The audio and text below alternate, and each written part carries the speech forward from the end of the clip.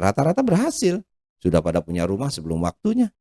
Biasanya kan lambat sekali orang punya rumah. Mereka angkatan Papa udah cepat-cepat gitu ya. Karena ada jaringan pelintas batas itu tadi.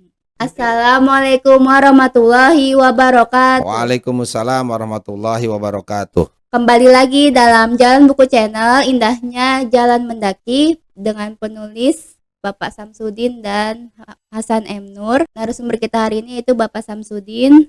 Apa kabar, Pak? Alhamdulillah sehat walafiat. Sebelumnya saya ingin mengucapkan terima kasih banyak kepada Bapak Ibu semua karena channel ini sudah mencapai 1000 subscriber. Terima kasih, semoga Allah membalas kebaikan Bapak Ibu semua. Amin, amin ya Allah. Pada kesempatan kali ini saya akan membahas bedah buku bagian ketiga, Pintu-pintu Kemanusiaan, subbab 2, Jaringan Pelintas Batas. Ya. Silakan Bapak untuk penjelasannya. Ya, jadi judulnya itu Jaringan Pelintas Batas. Ini lanjutan dari pembahasan sebelumnya.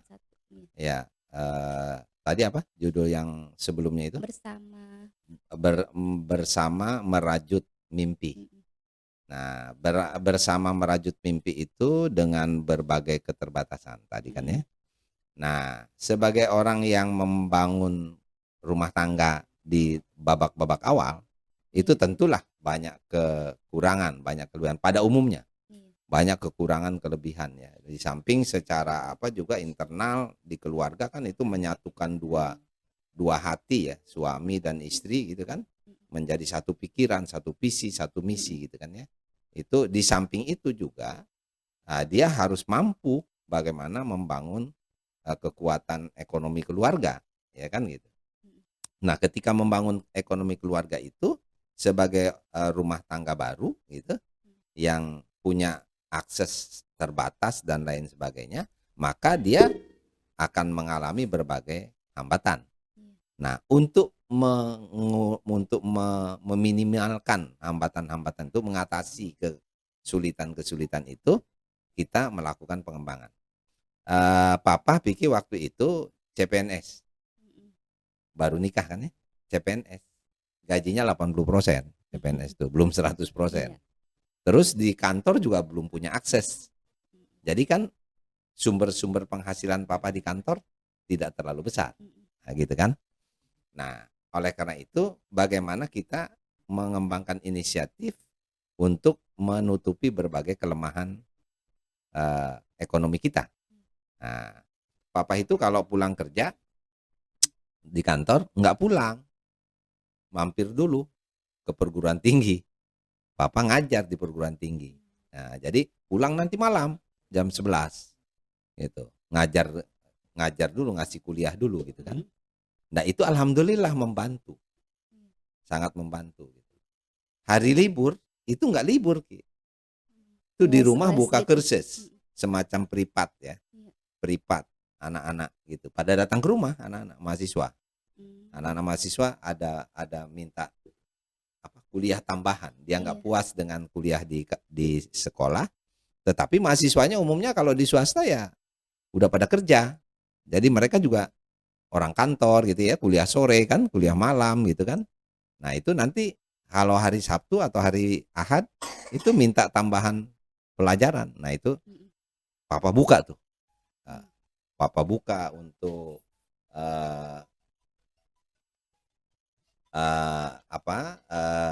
akses untuk mereka belajar, dan mereka bayar walaupun tidak ditentukan ya, mereka bayar. Nah, itu juga secara ekonomi membantu keluarga ya. Yang ketiga, terus kemudian Papa mengembangkan dengan teman-teman, bukan sendiri, teman-teman di kantor yang punya persoalan sama, punya keterbatasan, karena mereka juga umumnya pegawai-pegawai muda yang baru belajar hidup lah gitu ya. Nah, itu bekerja baru gitu kan, dengan pengalaman 0 tahun gitu. Nah, dengan gaji 80%, maka mencoba bagaimana mencari jalan keluar, yaitu mengembangkan mengembangkan jaringan kerja, yaitu istilahnya pelintas batas itu tadi.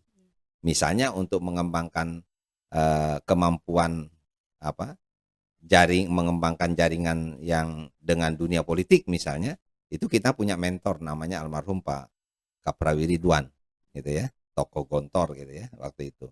Jadi kita teman-teman itu ada yang akrab gitu, kita dibawa untuk berdiskusi bagaimana mengembangkan kehidupan kita secara lebih luas lagi gitu ya. Untuk bisnis misalnya kita berteman dengan Ibu Upi Tuti Percetakan Sundari, buku. ya Upi Tuti Sundari dengan Pak Asmi Sabudin, pemilik penerbit Aries 5 dan percetakan Aquapress. Nah, percetakan Aquapress itu waktu itu Piki itu 5 besar di Jakarta. Ada Ada Temprint, ada Intermasa, ada Dian Rakyat gitu ya. Ada Gramedia gitu. Nah, yang kelima itu Aquapress. Nah, jadi kita anak-anak muda baru ketemu dengan penerbit besar, ya semangat kan? Bagaimana ini membackup penerbit, yaitu dengan menghadirkan naskah-naskah buku pelajaran waktu itu. Ya alhamdulillah berkembang gitu ya. Nah, itu untuk di dunia bisnis. Kita melintas ke dunia bisnis gitu. Itu bersamaan kita dengan kegiatan kita di kantor. Ada tali, ada benang merahnya dengan kegiatan kantor. Misalnya waktu itu lagi booming CBSA, maka kita juga menulis buku CBSA di penerbit. Jadi tidak bikin baru, tidak lari itu. Di dunia penelitian, walaupun kita orang di Litbang gitu ya, kita juga punya jaringan dengan Pak Johan Effendi waktu itu. Itu bagaimana mengembangkan tentang yang terkait dengan riset. Untuk meningkatkan kualitas di bidang riset itu kita bekerja sama dengan Pak Johan Effendi. Kita sering memanggilnya Mas Johan gitu, karena itu senior kita, mentor kita di bidang pengembangan metodologi dan lain sebagainya. Nah itu jadi terbuka akses itu, walaupun kita baru 1 atau 2 tahun di kantor gitu ya. Jadi sudah mulai membuka jaringan kerja ke mana-mana itu gitu loh. Baik ke perguruan tinggi, ke penerbitan, ya kan, ke dunia politik ataupun juga dunia riset dan kelitbangan itu. Itu yang dimaksud kita melintas batas. Dalam rangka apa? Memperkuat gitu, memperkuat kemampuan keluarga di dalam menjalani hidup dan kehidupan baru sebagai orang yang berumah tangga baru gitu kan ya. Itu barangkali tipsnya untuk mempunyai jaringan yang luas itu apa aja sih? Oh ya, itu banyak ya. Apa awalnya organisasi sejak di kampus atau bagaimana? Ya, jadi kebetulan itu Piki, memang teman-teman yang punya inisiatif dan kreativitas seperti itu punya latar belakang yang sama ketika dia sekolah, ketika dia kuliah di kampus gitu ya. Anak-anak yang punya punya sikap yang dinamis ya, punya sikap yang aktif gitu ya, kreatif, inovatif. Nah, punya sikap-sikap seperti itu, sikap dasarnya. Jadi Papa sering ngomongnya, ini kan bawaan lahir sebetulnya. Jadi orang itu ya dengan siapapun dia bergaul, kalau memang orang-orang ini kumpul nih. Nah, waktu itu tuh kebetulan kumpul orang-orang yang punya sikap-sikap yang selalu aktif, orangnya tidak pasif gitu, dinamis gitu ya, kreatif ya, banyak inisiatif gitu ya, banyak prakarsa, banyak gagasan-gagasan gitu kan. Nah itu ya alhamdulillah. Jadi tipsnya itu ya memang pembiasaan sejak kecil ya, bahwa ya kita harus peduli sama persoalan hidup, jangan lari dari persoalan. Nah, gitu. Kita ditimpa kesulitan, itu kan kita atasi, kita hadapi. Nah itu punya potensi untuk mengembangkan kemampuan kita ke depan. Jadi kita tuh kalau istilah golok diasah. Nah teman-teman yang punya visi misi sama yang mengembangkan jaringan keluar itu ada Pak Tarmiji di situ ya, ada Pak Dasrijal, ada Pak Rusdi Jakaria dan lain sebagainya. Itu teman-teman yang sejak dulu memang para aktivis di kampusnya gitu loh. Jadi ya memang selalu ingin bergerak, tidak mau diam dan tidak merasa cukup dengan apa yang ada. Mereka tidak mau kemapanan. Mereka ingin terus bergerak, terus berinisiatif. ya ingin mengembangkan inovasi-inovasi gitu loh. Gitu loh. Kebahagiaan mereka ketika dia menghasilkan sesuatu yang baru dan baru gitu. Karena terlatih begitu Piki, jadi akhirnya menghadapi hal yang sulit waktu awal-awal itu, ya alhamdulillah. Dan rata-rata berhasil. Sudah pada punya rumah sebelum waktunya. Biasanya kan lambat sekali orang punya rumah. Mereka angkatan papa udah cepat-cepat, gitu ya. Karena ada jaringan pelintas batas itu tadi, kemana-mana itu, ke kampus, ke LSM, ke bisnis, ke segala macam.